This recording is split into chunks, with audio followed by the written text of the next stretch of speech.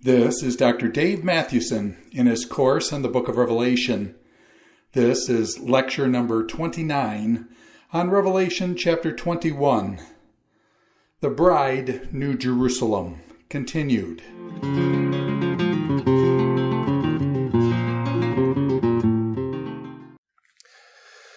So we've been looking at the New Jerusalem as part of the final climactic section of John's vision. And I suggested that one way to look at it, actually two things to note. First of all, it's important to realize that John sees, despite the detailed description of the city, John, I think, sees it primarily as symbolic for the people themselves. And not that there will not be a literal physical city in the new creation or cities. That's not John's purpose or his point. He seems to use, like other New Testament authors, use building or temple imagery to refer to the people themselves. And I think that's what John is doing here.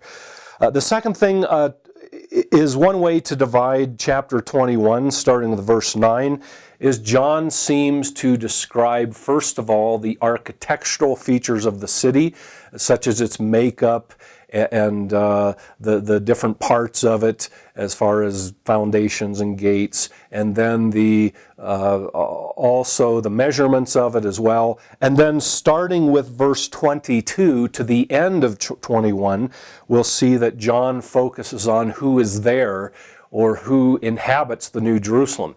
In one sense, he's already telling us that. It's the people of God who are the building stones and who make up the temple. But more specifically, John will tell us, starting with verse 22, who inhabits the New Jerusalem temple.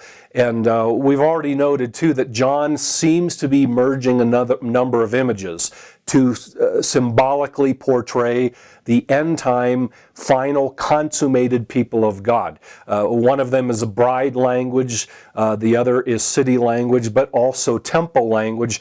And already, and we'll see that in more detail, in preparation for something that becomes more clear in 22, 1 through 5, John also portrays the new creation and the New Jerusalem temple as the Garden of Eden, a return to paradise, or the restoration and renewal of paradise from Genesis chapter 1 and 2. But to then return to a handful of features regarding the New Jerusalem as far as its makeup is the measurement of the city, which comes once more out of Ezekiel and probably Zechariah 2 as well, because in Zechariah 2 the city is measured, as we said before, whereas in Ezekiel 40 through 48, which is the primary model John uses, the temple itself is measured, but that's John's point. He wants to portray the whole city as a temple and not have a separate temple in it, as we'll see in a moment as well. But John draws on Ezekiel's measuring imagery. We saw back in chapter 11, and the first two verses that John drew on Ezekiel 40 through 48 to describe the measuring of a temple, which probably there as well, the temple signified the people of God that were both preserved and protected, yet part of the temple was not measured and thrown out to the Gentiles, indicating that the church would still suffer persecution. Now John also sees the temple measured, and the question is, what does the measuring signify here? Probably two ideas. One of them is that and this was the case back in chapter 11, the measuring there signified protection and preservation, and probably it does here as well. But it's not necessary to signify preservation in terms of protection from enemies or something like that, but simply to symbolically portray the eternal preservation and the eternal security of the people of God in the new creation. But second, the other feature of measuring is, I think, to demonstrate the extent and the magnitude of the people of this city people, the magnitude of the consummated people of God themselves. So the measurement is not meant to portray an architectural blueprint that somehow we should imagine or think of a literal city and then be able to speculate as far as how many people might be there and how many people might actually live in the New Jerusalem in the future. No, the measurements are symbolically meant to portray both the security of God's people for eternity as well as the magnitude and the extent of the end time people of God that enter the new creation. Along with this, note the dimensions of the New Jerusalem, which once more I would argue does not signify a literal architectural blueprint of what the city's supposed to look like. We've suggested already that the city probably symbolizes the people of God. Back in verses 9 and 10, John heard that he was going to see the bride Jerusalem, what he saw and what he has shown here and described as a city. So the city symbolizes the people of God. That is further supported by the measurements of the city. Notice that all the measurements that you read here, the city itself, its breadth and length and width, which we said alludes to the Holy of Holies, so the whole city is a giant cube-shaped Holy of Holies. It's square in the shape of the temple and other features in Ezekiel's chapter 40 through 48, Ezekiel's vision of the end-time temple. But now John's measurements, note that they are, first of all, 12,000 stadia. So the length and breadth and width is 12,000 stadia. And then the wall is 144 cubits. It's not clear whether that's the height of the wall. Most translations translate the thickness of the wall. In either case, we'll see that's rather interesting, that the wall would seem to be out of proportion to the size of the city if you're trying to make visual sense of it. But what I want to focus on for the moment is the numbers. Note that both of these numbers, the only ones mentioned in the text, are multiples of 12. So the first one, 12,000, would simply be 12 times 1,000. That is, 1,000 being a large round number. Now times 12 brings 12,000. 12 then being a symbol of the people of God themselves, the 12 tribes of Israel, the 12 apostles. So 12,000 is another way of saying here is the magnitude of and the complete people of God in the eschatological consummation. Here are the consummated people of God symbolized by the number 12, times 1,000 bringing about a large number. But even 144 cubits, whether it's the thickness or height of the wall, 144 being the 12 times 12. So the author's working with the number 12, not to indicate some architectural dimensions of exactly what the city will look like, but the number 12 as signifying the people of God. Now he works with that number to demonstrate the secure, consummated people of God in all their glory and all their magnitude, now entering the new creation. And by the way, note too the measurements in stadia and cubits. A stadia was roughly 200 yards or so, and so the city is in visual or even literal dimensions, it would be about roughly 1,500 miles high and wide, etc. Also, a cubit, which is the measurement you find in Ezekiel 40 and through 48, the measurement being used for the temple. A cubit was about 18 to 20 inches long. So the author simply using common measurements from his day. But the city being, the huge size of the city being roughly 1,500 miles high and wide and long, etc., suggests, I think, once more the symbolic nature of this vision, that the author is not envisioning a literal city, but the perfected, consummated people of God themselves, who now enter the new creation, and that's symbolized by the huge number, the huge dimension of the city, but also the number 12, and the fact that back in 9 he's already identified the bride, which is the people, with the city itself. So the whole city then, the entire city is the entire city people, we might say, is a holy temple where God dwells. And John has taken Ezekiel 40 through 47 especially. 48 in Ezekiel does see the city, but in 40 through 47, his vision is occupied with the restored end-time temple. Now John takes all that temple imagery and applies it to the entire city, to indicate that the city is a holy temple where God dwells. Another way of looking at it is even in Ezekiel 40 through 48, but also in the Exodus story, the very intention of God bringing his people out of Egypt through the Red Sea, through the wilderness, was so that he could dwell with them in a tabernacle and eventually a temple. So the whole idea of bringing them out of Egypt is that he would be their God, they would be his people, and he would dwell in their midst in a tabernacle. So now we see the goal of the Exodus finally reached, with God dwelling in his temple people in Revelation 21 and 22 as well.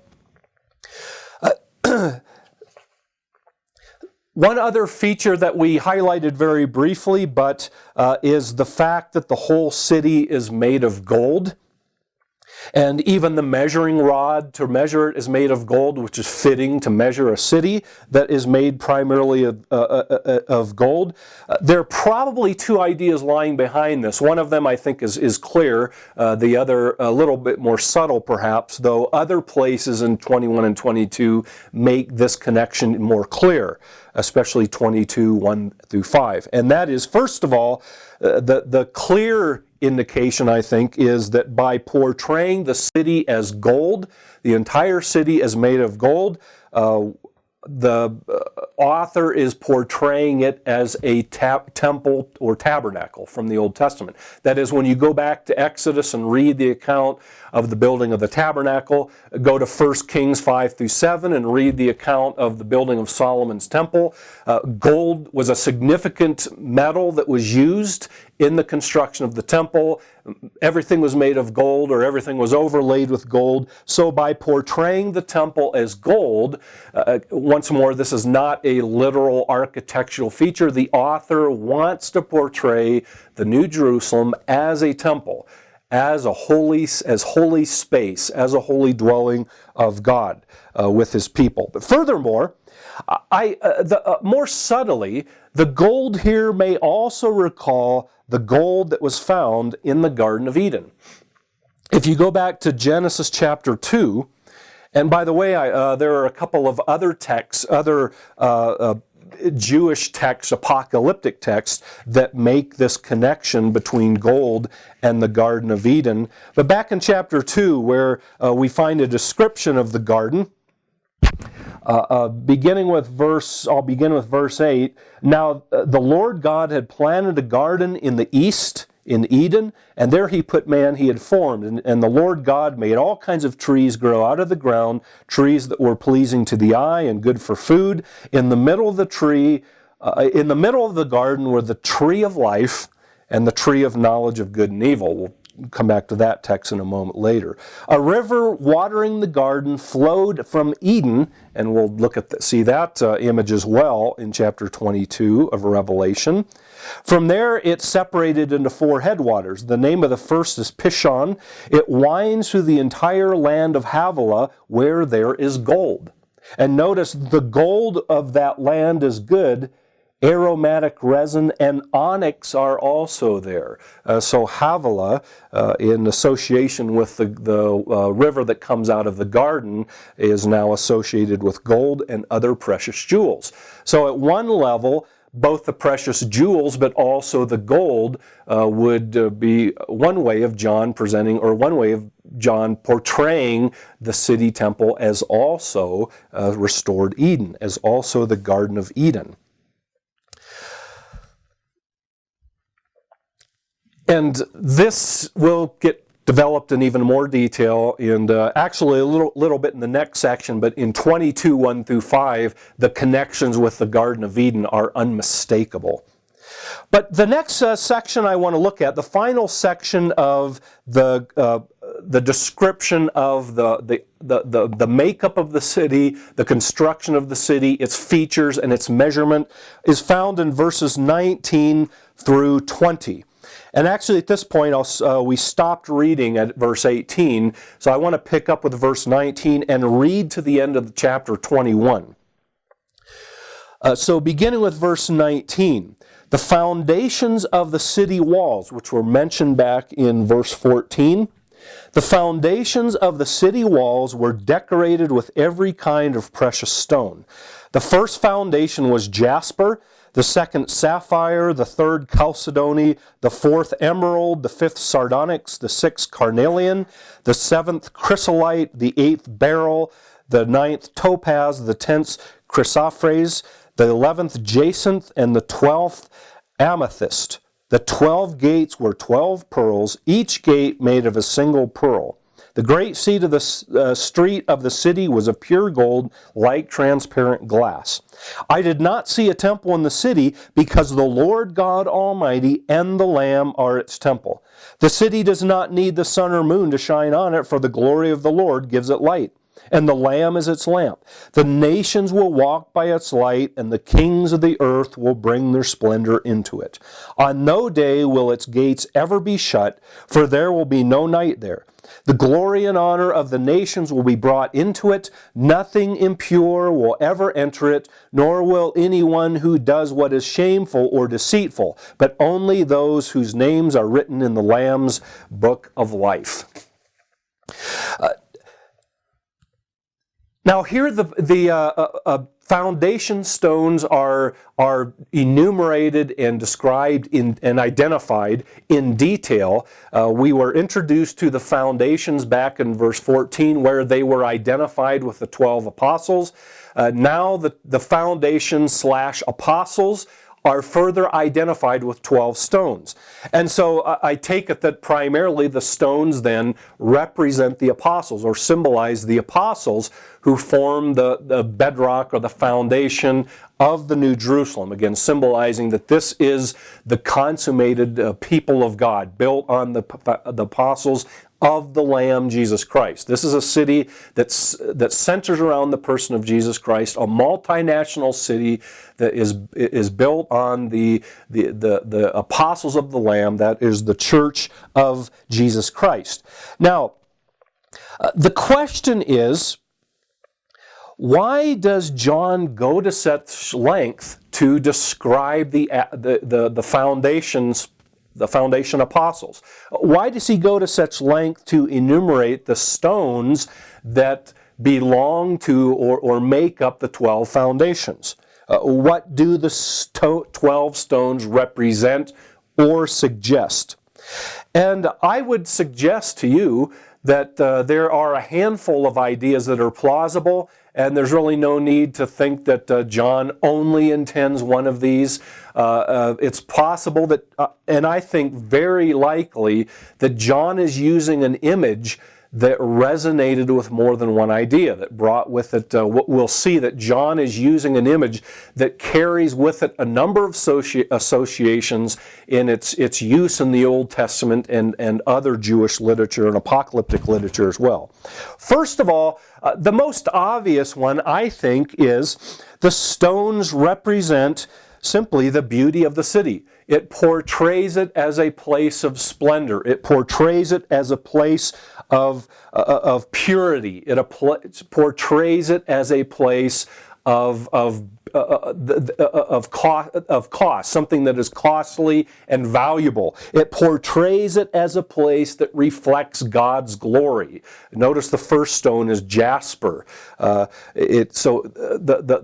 The stones are meant simply at one level and at a rather obvious level to just portray the beauty of the city and the splendor as the place where God dwells. It reflects God's glory. A second function of these 12 stones is, as well as some of the other stone imagery we saw a few verses earlier, and the gold, is that the stones clearly function to draw out further the contrast between Jerusalem and Babylon.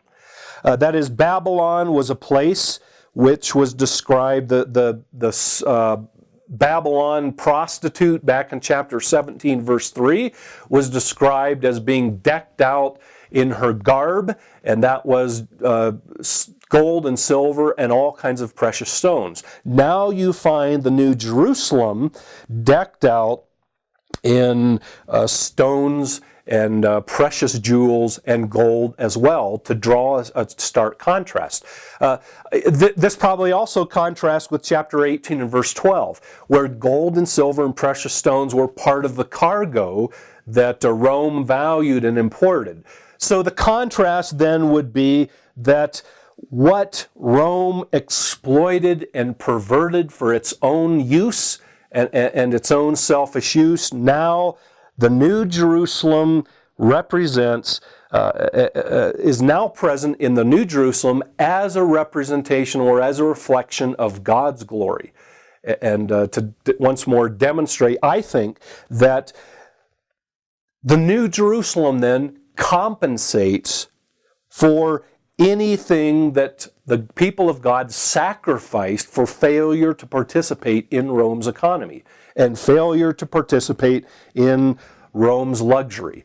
By foregoing that, even to the point of suffering. Remember the two churches, Smyrna and Philadelphia, that receive a positive evaluation are poor, and they are suffering at the hands of Rome. They're of no reputation. Now the jewels, I think, at one level here in the New Jerusalem, the same jewels that appeared in the Babylon prostitute vision now appear here to demonstrate that this far exceeds and compensates for anything that the saints sacrificed by refusing to participate in Roman luxury and refusing to participate in their idolatrous, godless practices and their commerce.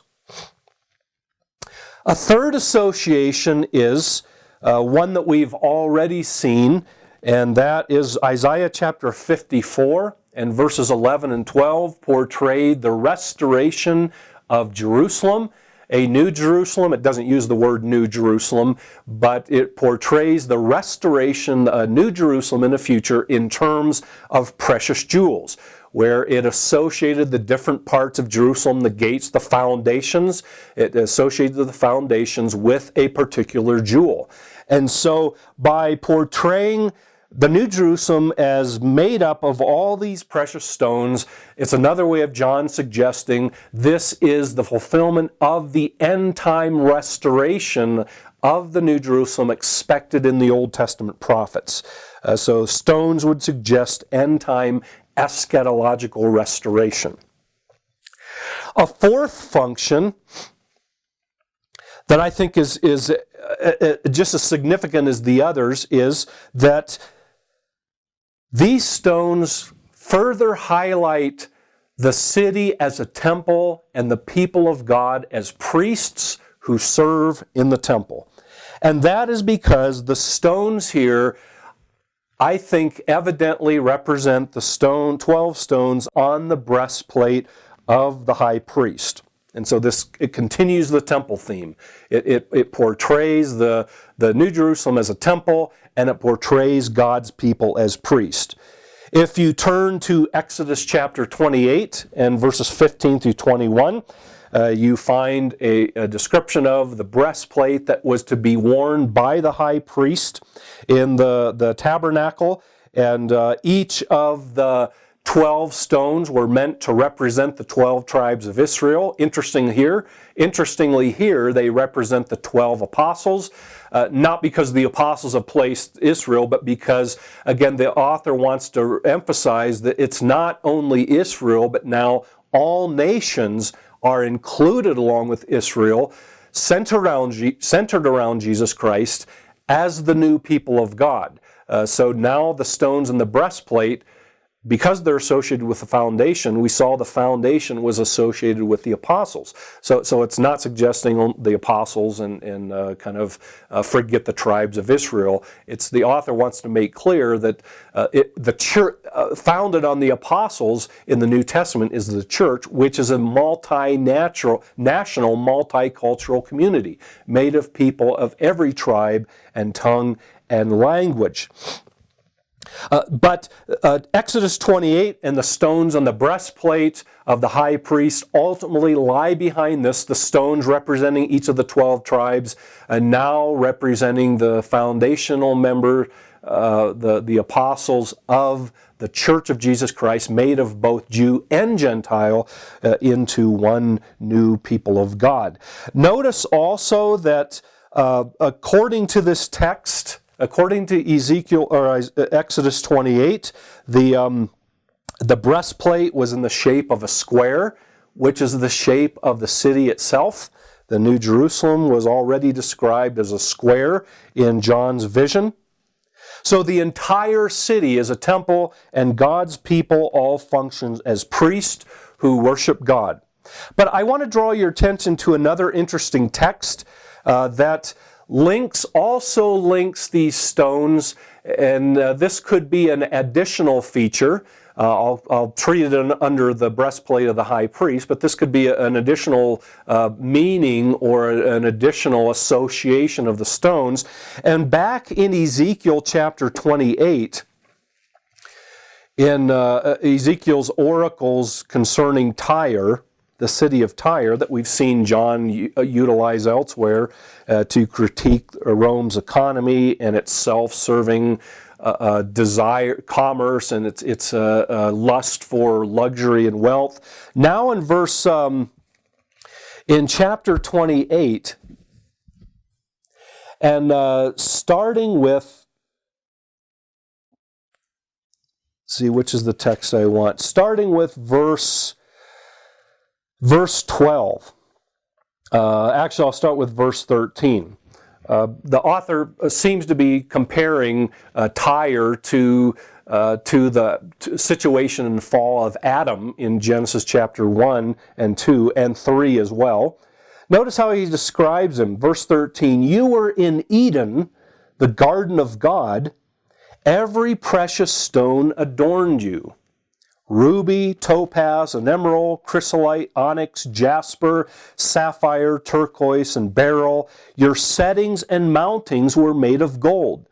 On the day you were created, they were prepared.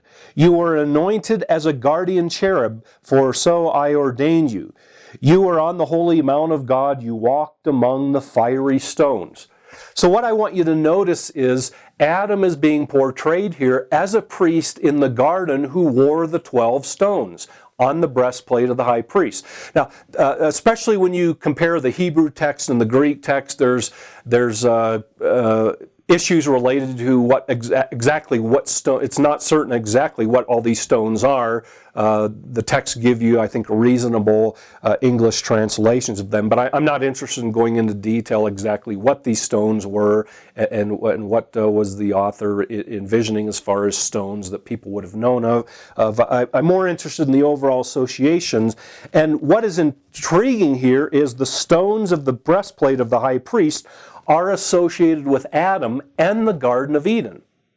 So, and since Ezekiel 27 and 28 has already played a role, as well as the entire book of Ezekiel providing a model for John's vision throughout Revelation, where he almost follows it in order, it's highly likely that John is not only drawing an Exodus 28, but also has Ezekiel 28 in mind as well, which then would associate the stones with both Adam and the Garden of Eden.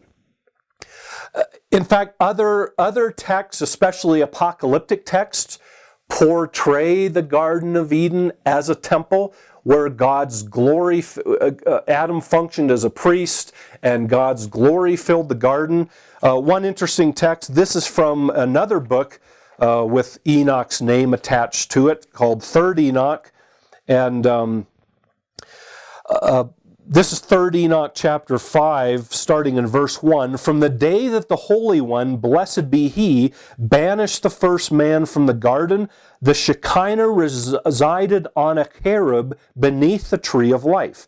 The ministering angels used to muster and come down from heaven in companies and in bands and cohorts from heaven to execute His will in all the earth. The first man in his generation dwelt at the gate of the Garden of Eden so that they might gaze at the bright image of the Shekinah, or the brilliance of the Shekinah, which radiated from one end of the world to the other. I'll stop right there. But in this text and other texts, the Garden of Eden is portrayed as a temple where God's glory and His presence resides, just as it did in the tabernacle and the temple. And other texts make clear, I think, too, that Adam functioned as a priest. And certainly Ezekiel 28 demonstrates the priestly associations of Adam, who wears the breastplate in the garden and who wears the breastplate of the high priest, functioning as a priest in the Garden of Eden. In fact, interestingly, one book, if you're interested in reading it, it's called Pseudo-Philo, but I won't read from it. But in Pseudo-Philo, one tradition then has it that the stones on the breastplate were actually taken from the Garden of Eden, and then they are eventually placed in the ark until the end time, when they will be revealed. And so, once more, note the connection of the stones with the Garden of Eden, but also the eschatological implications, that they are hidden to be revealed in the future. Now the stones are finally revealed in John's vision. Another interesting text to draw your attention to outside of the Bible itself, one that we already drew attention to, and that is the commentary on Isaiah in the Dead Sea Scrolls from the Qumran community, one of the Qumran texts. And in one of the Isaiah commentaries, intriguingly, and we said in the Isaiah commentary on Isaiah 54, the author of that commentary from Qumran goes through the description of the restored Jerusalem, the gates and the walls and the foundations, and he equates the stones with founding members of the Qumran community, as if he sees in his community justification for the establishment of his community, a prophetic anticipation of that in Isaiah 54. And so what we saw was interesting is the author of the commentary on Isaiah 54 in the Qumran text equated the foundation and other stones with founding members of the community.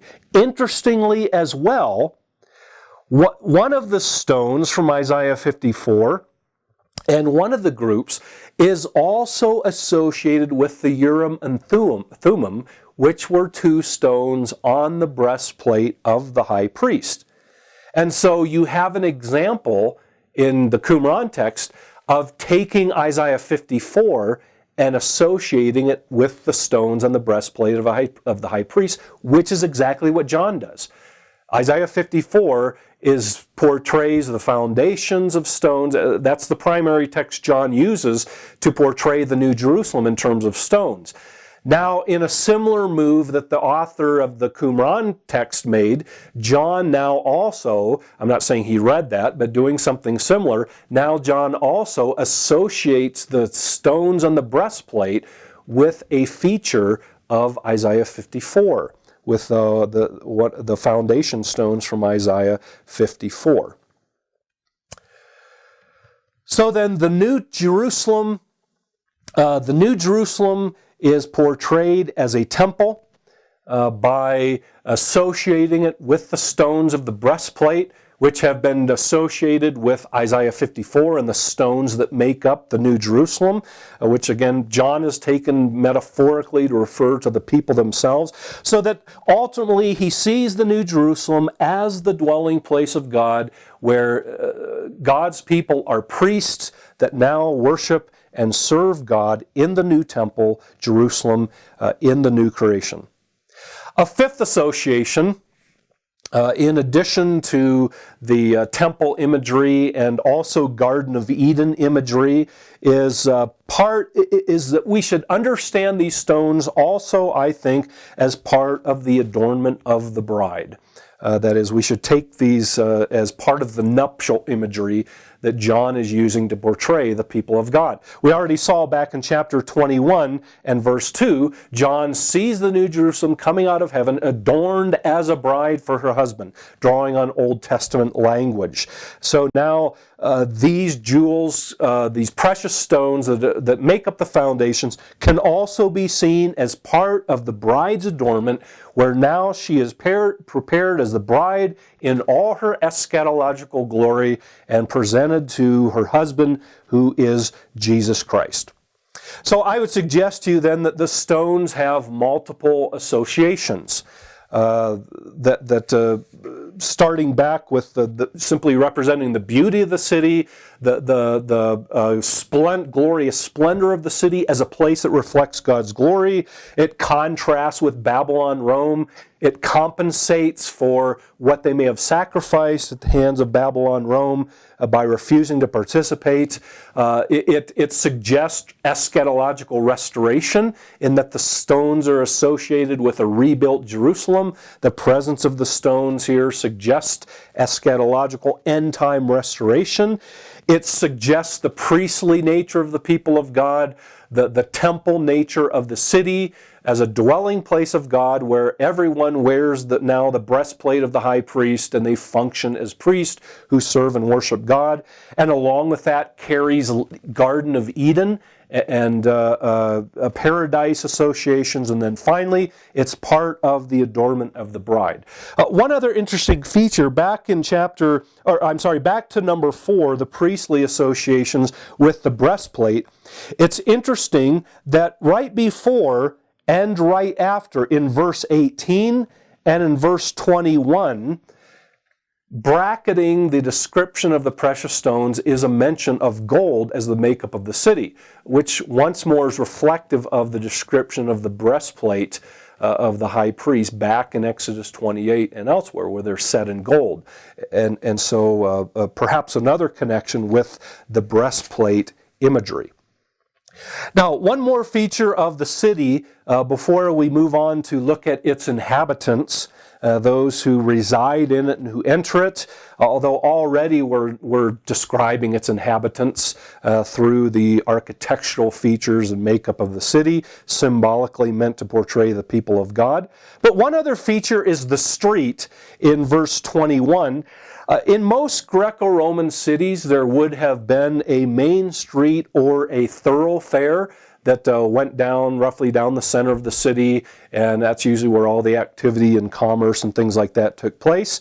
That's probably what John has in mind here in reference to the street made of gold, and this is where we get the imagery of the street paved with gold, though we're probably not meant to take this with the literalness with which it's often treated. But again, gold being symbolic of this is the dwelling place of God, and a street being simply a common feature of any city for commerce and coming and going. This, however, may also, in addition to, or maybe as an alternative to the street, the word here may also suggest a wide place or a plaza that would have been in a typical Greco-Roman city. It's interesting that there seem to be a few other features in the New Jerusalem of Revelation 21 that reflect common conceptions during the time leading up to and during the first century, reflect common conceptions of an ideal Greco-Roman city. One of them was a street or thoroughfare that went through the city. Another one was the square shape and symmetry of the city. Was a feature of the Greco-Roman city. Another one was to have a good water supply, which you find in chapter 22, the river flowing out. So It's possible, too, that although John is primarily constructing his vision from Old Testament texts and even other Jewish apocalyptic texts, that at the same time, John is constructing a vision of a city that would also at the same time resemble the ideal Greco-Roman city.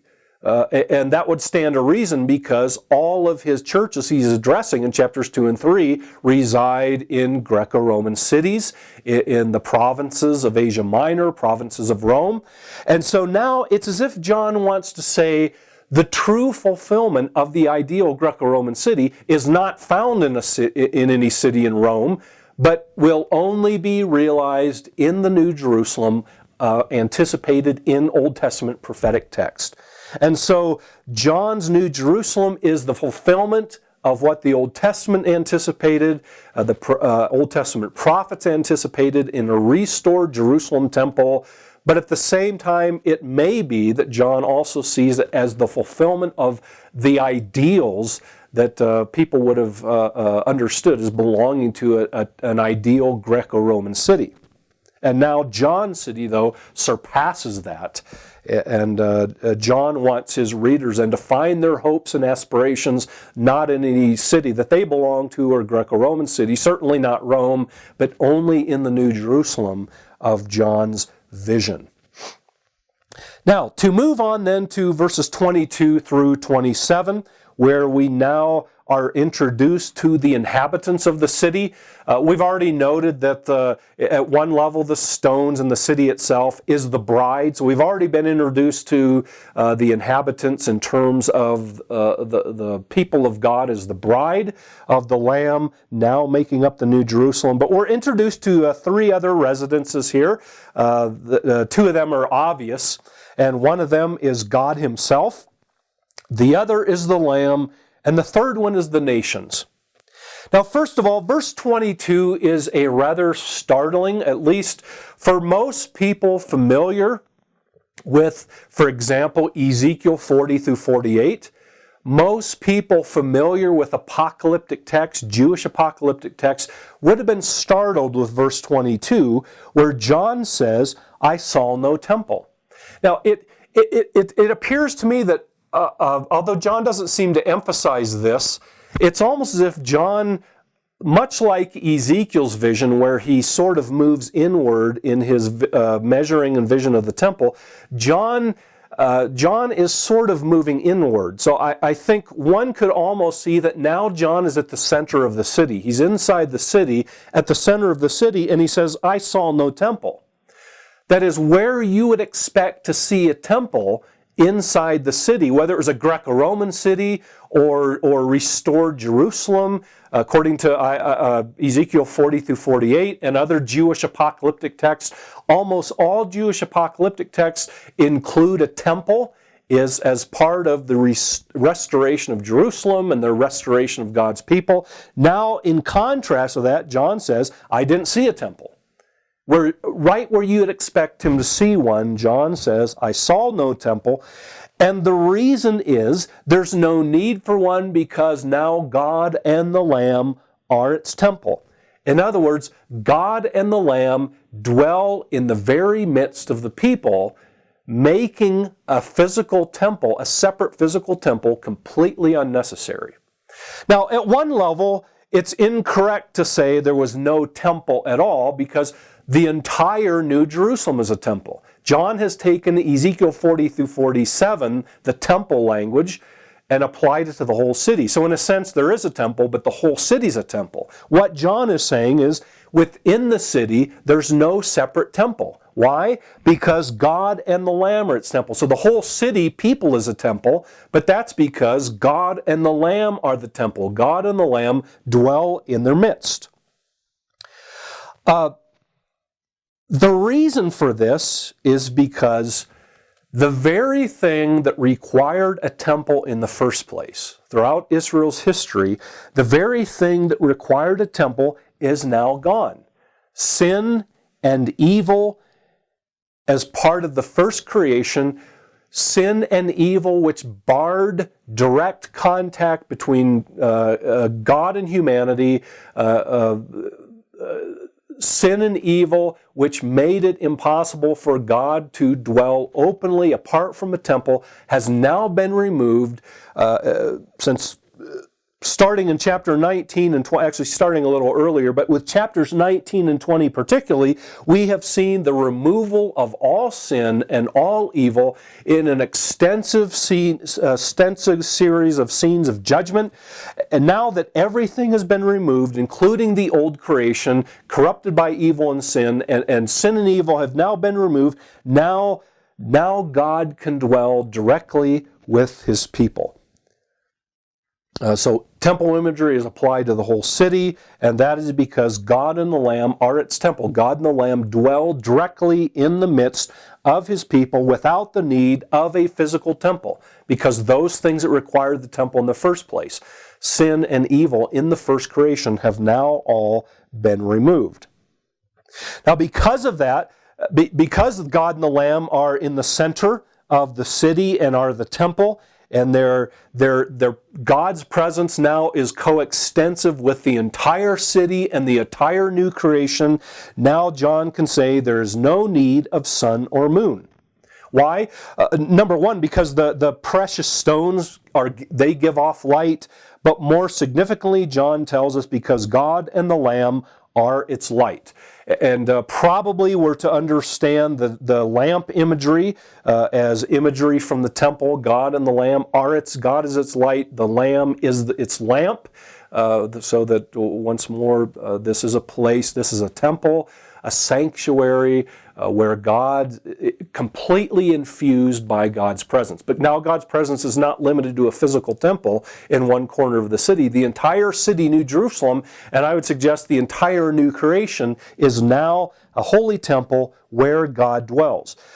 John is drawing, I think very clearly, almost as we've already noted too, that if you took away all the Old Testament allusions, you wouldn't have much left in this vision.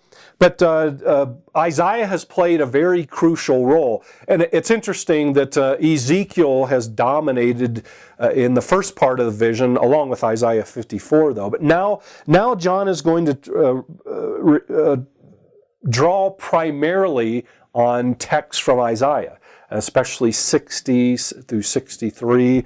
And then with chapter 22, John's going to return back to his Ezekiel model, Ezekiel chapter 47. But in chapter 60 and verse 19, John says, in chapter 60 in Isaiah is in the context of a end-time restoration of God's people. Isaiah says, "The sun will no more be your light by day, nor will the brightness of the moon shine on you, for the Lord will be your everlasting light, and your God will be your glory." So Isaiah 60 provides the model here for John to say there's no need of sun or moon to shine in the new creation or to provide light, because God and the Lamb are now its light. And notice John adds the Lamb as also giving light. But this is a city so suffused with God's glory, His glorious splendor and His presence, that there is no need, in fulfillment of Isaiah 60, there's no need of the light. If you go back to the first 3 verses of Isaiah 60, "Arise, shine, for your light has come, and the glory of the Lord rises upon you. See, darkness covers the earth, and thick darkness is over the peoples, but the Lord rises upon you, and His glory appears over you." I'll stop right there and read verse 3 in just a moment, because John also draws in verse 3. But the important point is to further demonstrate that this is a temple that where God's presence is now coextensive with the entire city, people, and indeed the entire New Jerusalem as a holy temple where God dwells. It's interesting that John goes on and describes in this vision as well that in verse 25, because, and notice how these build on each other. So first of all, the God and the Lamb fill the entire city, people, temple, and because they are in the temple, because they are the temple, there's no need of an additional temple, but also because they are a temple, because their glory of God fills the whole city, there's no more need of the sun or moon. Furthermore, verse 25, because of that, on no day will its gates ever be shut, for there will be no night. The reason seems to be rather obvious, is that the shutting of the gates at night was to keep unwanted visitors or enemies out of the city. But now there will be no need for the gates to be shut because there's no night, because God's glory so fills the city. So another symbolic portrayal of the eternal security of God's people in the eschatological consummation. It's also kind of interesting too that you have a gate, or you have a wall around the city, but there's no gates on it, or at least they're never shut. So it's almost as if the walls are unnecessary, but probably, we're not to make too literal sense of this, but once more, I think the walls do indicate and symbolize, as part of a typical city, whether Jerusalem or any other first century city, the gates are simply part of the city, and they here symbolize the security of the people of God, and they're so secure that the gates can remain open without any fear of harm entering the gate or anything that would harm or defile the people of God.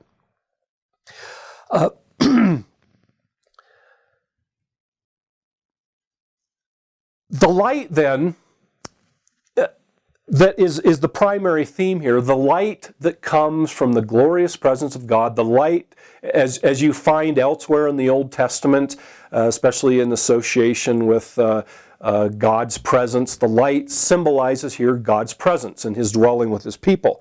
Yet the light functions in another way, and that is the light functions to attract the nations. Notice verse 24, the nations will walk by its light, and the kings of the earth will bring their splendor into it. Verse 26, the glory and honor of the nations will be brought into it. These two verses are probably to be understood in terms of, the first one, verse 24, it's the light that attracts the nations. It's the light that draws the nations. And then the fact that the doors are open in verse 25 not only indicate the security and there's no need to worry about unwanted visitors coming in, but the gates are also open because of verse 26, to receive the glory and honor of the nations. Now, the first thing to note, and I want to talk a little bit about this. The first thing to note is that John is heavily dependent once more on text right out of Isaiah. 24 seems especially to reflect Isaiah chapter 2, which right at the beginning of the book you have this vision or this statement of end-time salvation in Isaiah chapter 2. And starting at verse 2, in the last days, the mountain of the Lord's temple will be established as chief among the nations. It will be raised above the hills, and all the nations will stream to it. And this actually introduces an important theme throughout Isaiah, which is one of the reasons why John draws so heavily on Isaiah in this end-time vision, because Isaiah portrays the inclusion of the nations in eschatological salvation, the drawing of the nations to come and worship God in Jerusalem. So, all the nations will stream to it. Many people will come and say, come, let us go to the mountain of the Lord, to the house of the God of Israel. He will teach us His ways so that we may walk in His paths. The word of the Lord, the law will go out from Zion, the word of the Lord from Jerusalem. He will judge between nations and settle disputes. And I'll stop right there. But I want you to note this image of the nations streaming to the city to learn the ways of the Lord and to walk in its paths. Now John, in reflecting that text, says the nations will walk in its light. That imagery of walking, I think, coming right out of Isaiah 2. So what this is suggesting is the nations here are not just playing some subsidiary role, but the nations are actually coming to as part of the people of God. This is a vision of the conversion of the nations to become part of God's people. We see the same theme later on in Isaiah chapter 60, in the text we just read that associates light with the New Jerusalem and God's light now filling the city. In chapter 60, and we read verses 1 and 2, but then starting with verse 3, after saying the darkness covers the earth, but the Lord will rise upon you, his glory appear over you, the glory of the Lord will now be their light. Now notice verse 3, nations will come to your light, and kings to the brightness of your dawn. Also note verse 5, then you will look and be radiant, your heart will throb and swell with joy, the wealth on the seas will be brought to you the riches of the nations have come. Verse 6, herds of cattle will come to you, camels will come to your land. Young camels of Midian and Ephah, and all from Sheba will come bearing gold and incense and proclaiming the praise of the Lord. And one last text, verse 11, your gates will always stand open. They will never be shut day or night, the text that John alludes to, so that men may bring the wealth of the nations, their kings led in triumphal procession. In other words, the light functions to attract the nations, and the open gates are to receive the influx of the nations, bringing in their wealth into the New Jerusalem, in fulfillment of Isaiah chapter 60 and Isaiah chapter 2 as well. Now, one of the questions that this text brings up to introduce to you is, who are these nations that now come into the New Jerusalem? It almost portrays them as being outside and now entering. Who are these nations, and how are we to understand them entering into the New Jerusalem? How are they outside and now they come in apparently? And the reason I raise this too is when you get to the end of chapter 20, there's nobody left. All the nations have been judged and destroyed, all of them. So I don't think we can necessarily conceive of this as, well, these are the survivors of that judgment. Maybe that's true, but Revelation isn't clear on that. Revelation simply says all the nations who have been gathered for battle, all the kings of the earth and all the nations, every last person, slave, free, whoever, have now perished at God's end-time judgment. So at the end of verse 20, there's nobody left.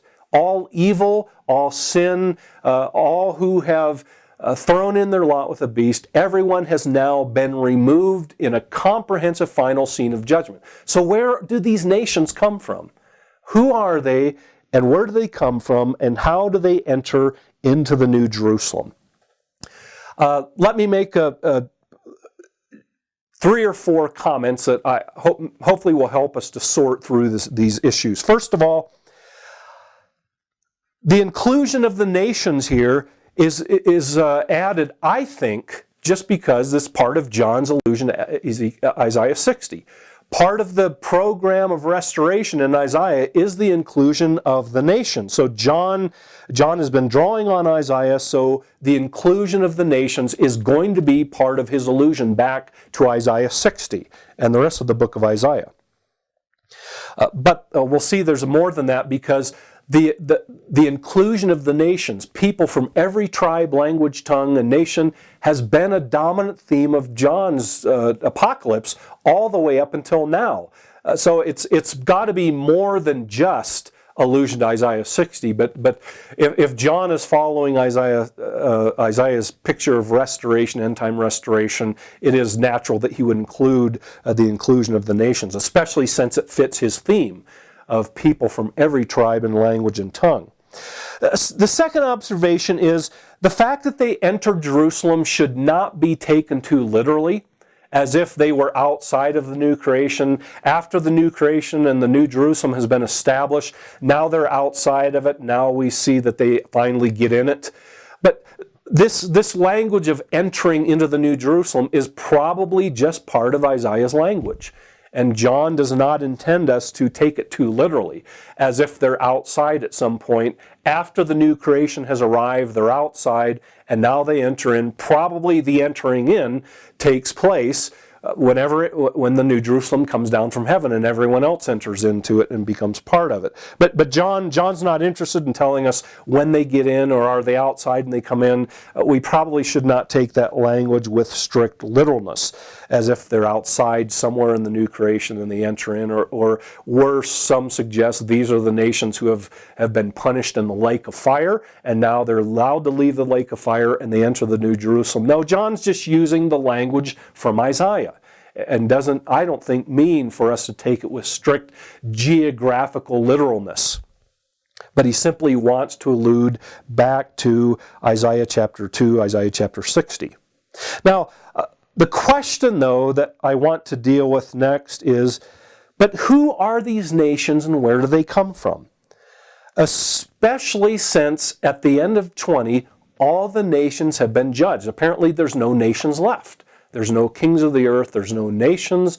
Those who have opposed God's people, the nations and kings of the earth, that's language of those who have been destroyed, those who have been deceived by the beast to associate with the beast and collude with the beast and commit adultery with the beast. That's who the kings of the earth and the nations are. And they've been judged and destroyed in chapter 19 and 20. And at the end of 20, there's apparently nobody left.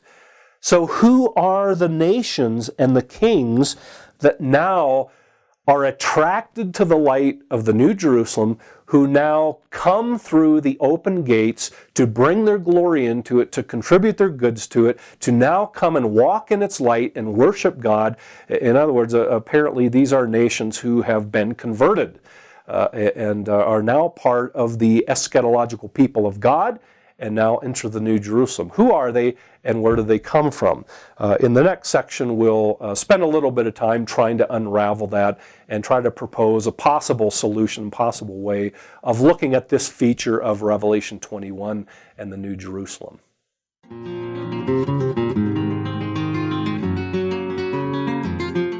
This is Dr. Dave Mathewson in his course on the book of Revelation. This is lecture number 29 on Revelation chapter 21, The Bride, New Jerusalem, continued.